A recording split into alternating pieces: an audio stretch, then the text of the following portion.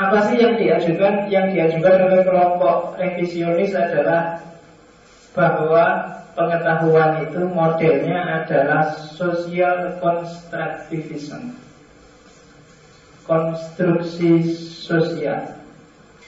Kebenaran atau fakta itu bukan sesuatu yang ditemukan oleh orang yang mencarinya, namun sebenarnya diciptakan. Ini perlu hati-hati kamu menjelaskannya. Jadi saya bilang dunia humaniora itu sifatnya dinamis, plural, dan evolutif, berkembang. Maka benar salahnya selalu kadang geser. Yang kemarin benar, sekarang besok bisa nggak terlalu pas lagi, dan selalu begitu. Maka ketika orang ngomong mana benar, mana salah, itu sebenarnya konstruksi sifatnya. Dia sendiri yang menyusun realitas, kemudian dia jelaskan sendiri sebagai ini loh yang benar. Itu aja. Contoh paling gampang, misalnya akhir-akhir ini kalau di kampus banyak selebaran dari teman-teman HTI, bahwa bagi dia khilafah itu sesuatu yang benar, dan buktinya adalah fakta-fakta sosial yang dia konstruksi sesuai versinya dia. Setelah dikonstruksi maka dia paparkan, ini loh faktanya. Dengan fakta kayak gini demokrasi sudah tidak berdaya lagi. Yang butuh adalah khilafah. Jadi benar, tapi versi dia sesuai konstruksi yang dia bikin. Seperti kamu juga bikin kan. Misalnya di masjid ini luar biasa loh, pengajiannya ada filsafat, ada wayangan, ada macam-macam. Dan apakah itu benar sekali atau tidak, I don't know. Tapi yang jelas kalian kan mengkonstruksi sendiri makna untuk menunjukkan pada orang justru yang kayak gini ini yang luar biasa, yang benar. Nanti masjid yang lain punya versi sendiri dan dia mengkonstruksi makna sendiri, dan dia menunjukkan pada orang lain juga bahwa ya enggak, yang kayak gini ini yang pas. Sehingga kebenaran itu social construction, konstruksi sosial, hasil dalam tanda petik rekayasa bersama. Kalian akan susah kalau debat, setiap kelompok, setiap orang punya argumen. PKS saja yang sudah potong-potong kayak gitu, dia masih bisa mengkonstruksi kebenaran versinya dia. Oh, sudah jelas kelihatan faktanya ada, anggotanya yang korupsi itu dia masih bisa saja mengkonstruksi bahwa oh enggak, yang benar itu kayak gini. Jadi masih bisa mengelak untuk menciptakan dalil dan dalil sesuai kebenaran yang dia konstruksi sendiri. Maka kata revisionisme sebenarnya yang selama ini kita pegangi sebagai kebenaran itu sebagian besar hakikatnya adalah konstruksi sosial. Contohnya gampang. Misalnya kalau kamu tak tanya enak mana sih ngaji itu, di kelas apa di masjid, pasti saat ini juga akan terbelah dua pendapat. Yang satu lebih senang di masjid, yang satu lebih senang di kelas, dengan argumen masing-masing yang dia konstruksi. Maka hati-hati, kadang-kadang dalam hidup kita yang kita anggap rasional itu sebenarnya bukan benar-benar rasional, tapi sebenarnya sekedar rasionalisasi. Sejak awal kamu sendiri sudah cenderung ke sana, sudah seret dengan yang kamu senangi, terus dalilnya datangnya belakangan, akalnya datangnya belakangan cuma untuk mendukung. Coba aja, pagi kamu suka rambut gondrong, maka kamu bikinlah dalil untuk mengesahkan bahwa rambut gondrong itu rasional. Yang suka gundul juga begitu. Pakai sarung juga begitu. Pak Dini, kalau kamu lebih senang pakai sarung, maka kamu bikin dalil bahwa pakai sarung itu lebih enak daripada pakai celana. Yang lain karena lebih suka pakai celana, dia punya dalil lebih enak pakai celana daripada pakai sarung. Ya monggo. Dalil bisa kamu bikin belakangan. Ya tidak tahu. Enaknya sarung adalah mudah dipakai, terus fisik, jadi nggak ribet, nggak. Nah, kalau celana enaknya lari, enaknya harus gitu. Jadi dalilnya begitu. Kadang-kadang kalau kamu ngerti dalilnya, kamu pakai punya ya, bisa ya pikirnya kayak gitu. Karena memang judgement rasional itu datangnya di belakang, tidak di depan. Kan kayak anekdot, ada cewek pakai jilbab, pakai rok, ditanya sama ustazahnya, seandainya kamu ketemu orang yang mau memperkosa kamu di jalan yang sepi, kamu hadap-hadapan berdua, apa yang kamu lakukan? Kan terus si santriwatinya bilang, yang pertama, saya angkat rok saya tinggi-tinggi. Ustazahnya kaget.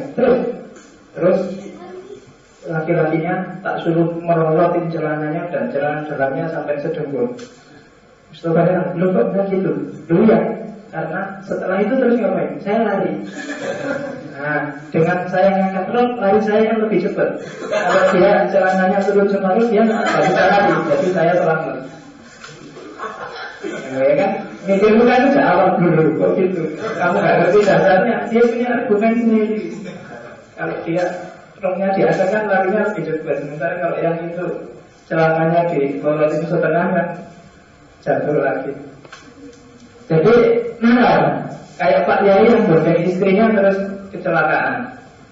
Begitu banget, dia yang dilihat pertama kan motornya, motor saya kok banyak besarnya.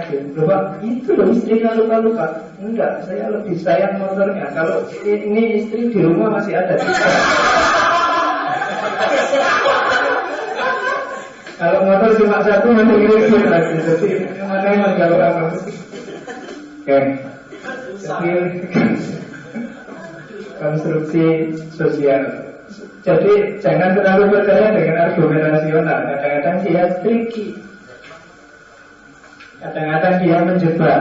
Kenapa? Karena dia dibikin, diciptakan, dikonstruksi, bukan sesuatu yang ditemukan. Maka kamu jangan genit. Banyak mahasiswa yang genit itu disuruh sholat nggak mau, disuruh nggak mau, alasannya mencari kebenaran. Ya kan? Kamu mau nyari kebenaran itu di mana? Mau nyari di buku-buku, emangnya bisa ketemu kebenaran di buku-buku. Mau nyari dalam pengalaman, emangnya bisa. Kebenaran itu kamu konstruksi. Kebenaran itu semacam kesepakatan bersama. Nanti kita lihat salah satu contoh nanti. Tak kasih contoh satu teori yang sangat terkenal untuk menunjukkan bahwa sebenarnya kebenaran itu disepakati. Kemudian objek pengetahuan itu disusun berdasarkan keahlian dan kreativitas para ilmuwan. Hidup itu kamu jalannya aja ya jalan sebenarnya lancar, cuma terus ada sofistikasi, ada modifikasi dari para ilmuwan yang kadang memang bagus dan membuat hidup lebih mudah, tapi kadang-kadang juga bikin hidup lebih rumit. Tapi yang namanya ilmu dan teori yang memang seperti itu, sesuai dengan kapasitas dan kreativitas masing-masing ilmuwan yang merumuskannya. Orang psikologi melihat hidup mungkin beda dengan orang biologi. Orang filsafat melihat hidup mungkin beda dengan agamawan. Semua mengkonstruksi makna hidup sendiri-sendiri sesuai konteksnya, sesuai keahliannya masing-masing. Semua melakukan rasionalisasi, semua melakukan justifikasi terhadap hidup. Maka itu tak kutip seorang tokoh sosiologi namanya Stephen Sabin yang bilang bahwa kebenaran adalah institusi sosial. Jadi bukan urusan per kepala individual. Jadi pengetahuan bukan sesuatu yang berhubungan dengan kebenaran, namun berhubungan dengan apa yang dianggap benar. Ada bedanya kan? Kebenaran dengan apa yang dianggap benar.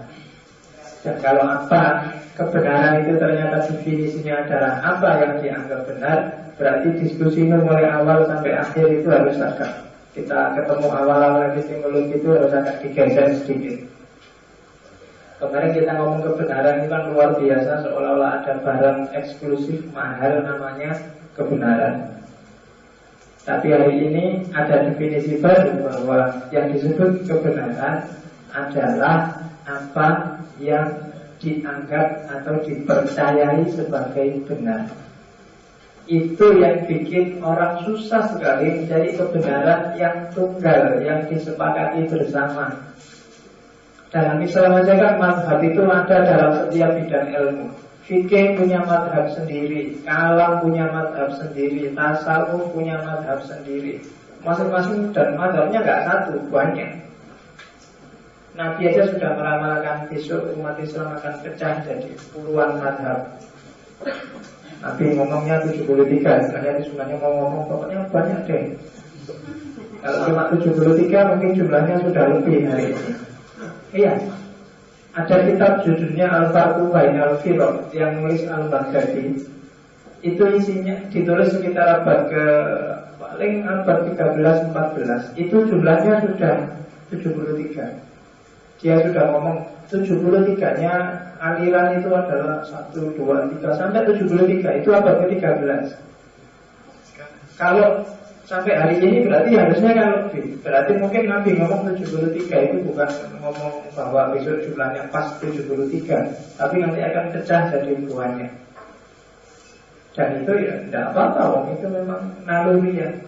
Fitrahnya manusia yang dikasih akal itu pasti beda-beda. Kalau bebek sama, tapi kalau manusia kan enggak. Kalau bebek itu kan orangnya gini, bebeknya sana. Semua nggak ada yang komplain, nggak ada yang protes. Ngapain tak ke sana nggak ada. Tapi kalau orang kan nggak disuruh ke sana, oh enggak, lebih enak ke sini, lebih enak susah. Tapi kalau bebek enggak, maka orang yang manutan itu disebut bebek. Kamu jangan jadi mahasiswa bebek.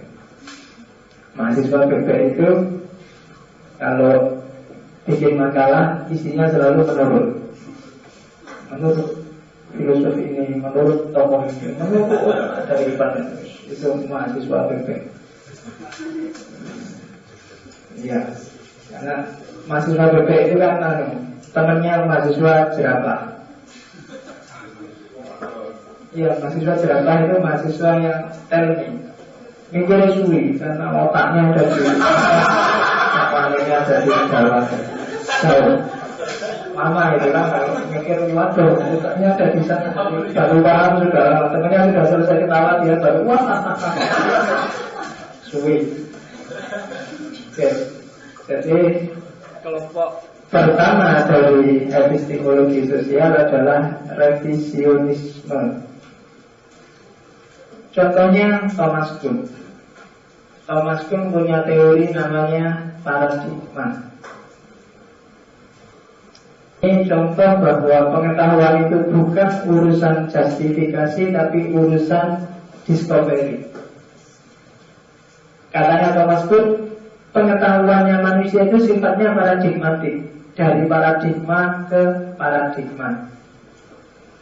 Pengetahuan yang belum jadi paradigma, ini saya tulis 1, 2, 3, 4, 5 itu proses. Jadi pengetahuan itu ada level pra-ilmu, ada level pra-ilmu nanti berkembang jadi ilmu normal. Ilmu normal itulah paradigma.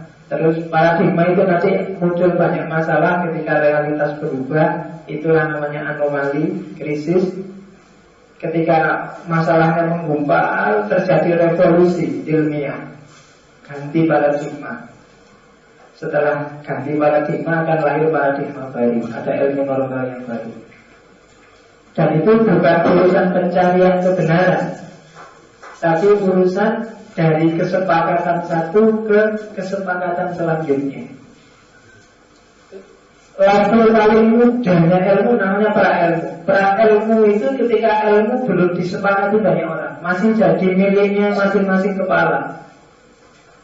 Saya punya teori menyatukan ilmu umum dan agama, tapi masih milik saya, yang lain belum setuju. Itu masih pra-ilmu.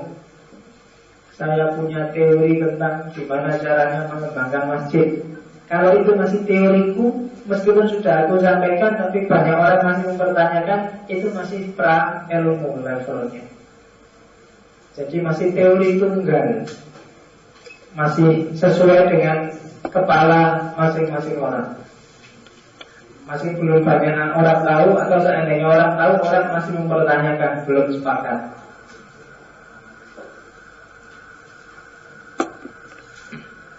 Yang kedua, setelah itu disepakati, ternyata teori ini disetujui banyak orang. Misalnya para ilmu teori yang bilang bahwa orang desa itu cenderung rukun, gotong royong, sementara orang kota cenderung perhitungan, cenderung individualis. Saya lupa yang punya teori, yang mahasiswa sosial mesti ngerti. Nah, ini para ilmu. Tapi kok ternyata disepakati, banyak orang setuju, dia jadi paradigma. Orang-orang terus ketika kamu berpikir membayangkan tentang desa dan kota, pijakannya itu. Nah, kalau ke desa nyantai aja, orangnya suka gotong royong kok. Jangan takut, nggak bawa uang banyak juga nggak apa-apa nanti di sana. Kalau cuma makan aja mesti bisa. Itu jadi paradigma di kepalamu ketika kamu ke desa. Cuma nanti lama-lama bisa muncul anomali. Anomali itu fakta baru, fenomena baru yang berlawanan dengan paradigma tadi. Mungkin orang, ini ada orang desa kok perhitungan sekali ya. Kamu aslinya dari desa, tapi kalau dipinjemin uang tiap hari ditagih. Disuruh traktir pura-pura enggak dengar, pura-pura enggak punya uang, pura-pura ini anomali. Harusnya kamu itu orang desa, suka gotong royong, rukun, saling tolong menolong. Tapi wajahmu desa, tapi hatimu kota. Urusan pemiliknya itu kan anomali. Kamu berarti anomali terhadap paradigma teori sosial yang bilang bahwa orang desa itu cenderung suka menolong. Anomalinya kan biasanya akan meruntuhkan teori lama. Ketika teori lama runtuh, orang terus biasanya mencari teori baru. Itu yang disebut revolusi ilmiah. Oh, ini teorinya keliru, ini harus diganti. Tidak bisa. Nah, revolusi ilmiah akan melahirkan paradigma baru. Mungkin paradigma baru ternyata tidak desa, tidak kota. Ketika menyentuh urusan uang itu sudah perhitungan hari ini. Nah, itu paradigma baru sudah. Dulu orang berteori bahwa partai-partai Islam adalah partai yang lurus dan bersih karena pijakannya adalah Al-Quran dan hadis yang isinya lurus dan bersih. Para ilmu dan banyak orang terus setuju, ya Quran dan hadis kan memang pijakan dasar kita. Terus dia jadi paradigma. Orang percaya dengan partai-partai Islam. Tapi anomali-anomali muncul. PKS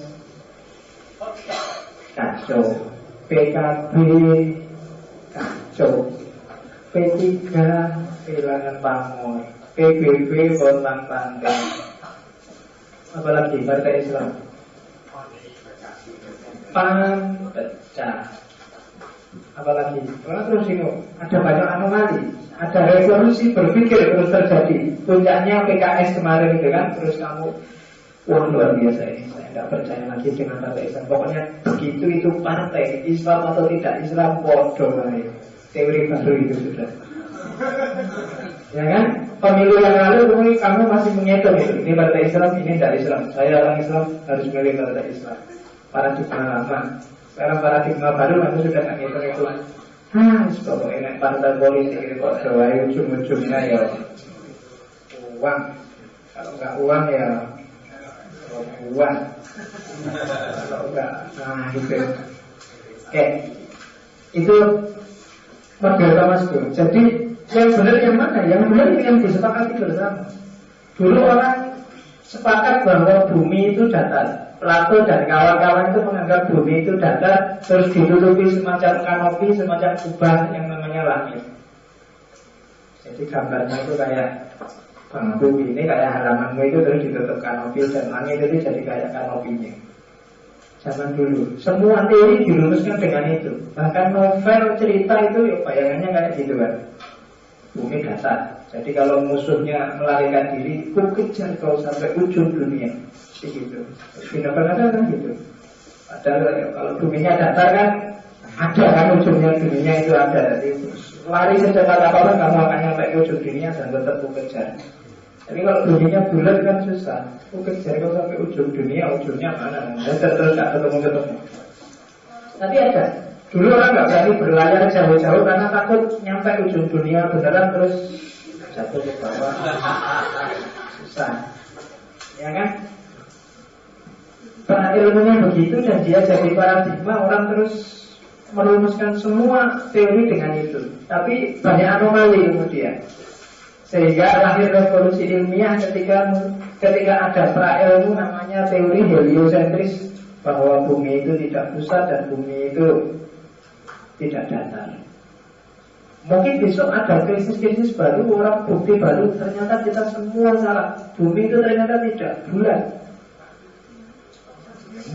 Kotak. Ternyata bumi itu kotak. Kemarin kelihatan bulat karena dilihat dari ruang angkasa. Kalau tidak dilihat dari ruang angkasa, kalau diraba saja nanti, jadi metodenya pakai diraba misalnya. Ternyata bumi itu kotak hasilnya. Buktinya ada. Sembuh cara dia. Tapi bisa seperti itu. Ada revolusi baru. Jadi dari kesepakatan yang satu ke kesepakatan yang lain. Dan ini berlaku juga untuk, tidak cuma untuk dunia humaniora, ada dunia eksakta juga modelnya paradigma. Makanya teorinya Thomas Kuhn yang luar biasa, dia bikin goncang di dunia filsafat ilmu.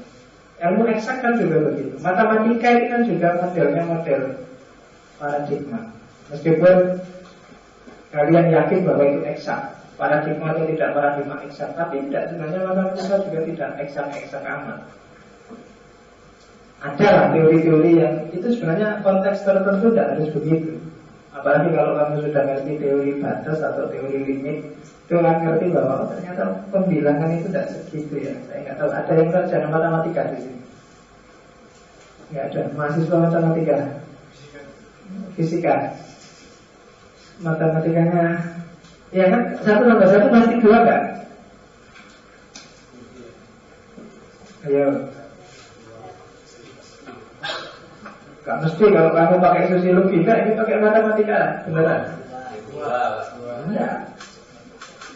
1+1 2, 5 tambah 4 9. Itu kalau basis bilangannya sama dengan, bukan, basis bilangannya 10. Basis bilangan 10 itu berarti 0, 1, 2, 3, 4, 5, 6, 7, 8, 9. Basis bilangan 10. Jadi 5 tambah 4 9. Tapi kalau basis bilangannya cuma 2, misalnya komputasi komputer, itu basis bilangannya cuma 2, 0, 1, 0, 1, 0, 1, 1 gitu. Itu bisa 1 tambah 1 bisa 1, 1 tambah 1, 0, 1 tambah 1 kosong. Tapi 2 tambah 2 bisa 1, bisa kosong. Jadi tidak mesti. Jadi kamu boleh bilang 1 tambah 1 kosong kalau basis bilangannya 2. Oh, itu matematika. Saya ngertinya cuma itu dok. Yang matematika sering tak pakai contoh karena yang kamu sangat eksak ternyata juga tidak eksak. Nanti bukalah matematika bagian basis bilangan. Ternyata ya matematika aja nggak pasti. Biologi juga nggak pasti. Apalagi sekarang ada isu islamisasi ilmu. Soyo abotnya itu. Ya kan? Islamisasi ilmu itu kan berarti ilmu diislamkan. Cuma saya nggak tahu Islamkannya dia. Ya, bisa adaptif. Kalau mau di Bismillahkan, mari kita Bismillah bareng-bareng sudah Islam. Ada bukunya orang Pakistan itu yang dibacari bukunya terbitannya Mizan. Dia mengkritik ada orang Pakistan yang nulis buku ya tentang gimana caranya mengislamkan ilmu.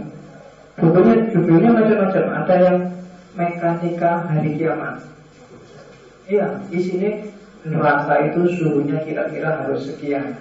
Kalau ada palu dia beratnya harus sekian dengan pakai besi ini, sehingga kalau nusuk kepalamu langsung ambiar. Itu fisikanya gitu. Mekanika hari kiamat. Ngeri kan? Justru kalau kita lari ke mahsyar itu karena dikejar api dari belakang. Api itu kecepatannya sekian, maka kecepatan lari kita harusnya sekian. Nanti kita akan keluar keringat dan sekian. Jadi kalau ada orang keringatnya sampai dibikin ternak, kan ada, itu berarti dia, itu mekanika hari kiamat. Nggak ngerti, boleh bisa sampai segitu ya, caranya ngitung ini. Tapi Saya nggak tahu kalau kayak gitu islamisasi ilmu. Atau biologi islamisasi ilmu itu, kalau biologi yang umum, misalnya teori biologi setiap binatang kalau tidak makan seminggu pasti mati. Itu biologi umum biasa. Kalau diislamkan berarti setiap binatang kalau tidak makan seminggu pasti mati, insya Allah. Itu berarti sudah Islam teorinya. Ada insya Allahnya loh, kalau aku tidak mengizinkan dia tidak mati. Apa kayak gitu islamisasi ya saya nggak tahu. Sama kan bedanya perbankan syariah sama perbankan biasa. Kalau perbankan syariah itu begitu kamu buka pintu satpamnya bilang assalamualaikum, syariah itu berarti ada salamnya. Kalau nggak ada salamnya berarti bank biasa. Oke. Ya, kebenaran adalah kesepakatan, paradigma yang disepakati. Kalau kamu sepakat kayak gitu, ya itulah syariah, ya monggo. Hati-hati kamu dibohong. Syariah itu, saya nggak tahu kok terus namanya jadi bank syariah ya. Kok nggak jadi bank Islam, saya juga nggak tahu. Karena kalau cuma syariah, itu kan macam-macam. Syariat itu kan bisa syariat Islam, syariat Hindu, syariat Kristen. Mungkin begitu triknya. Biar kalau kamu salahkan, ini mana Islamnya? Terus dia bilang, loh, siapa yang bilang Islam? Dia bilang, ini bank syariah. Kok kamu tadi nanya yang Islam? Ini kan bank syariah, bukan bank Islam. Kok kamu komplain tanya Islam yang mana? Jangan-jangan kamu mau dijebak di situ.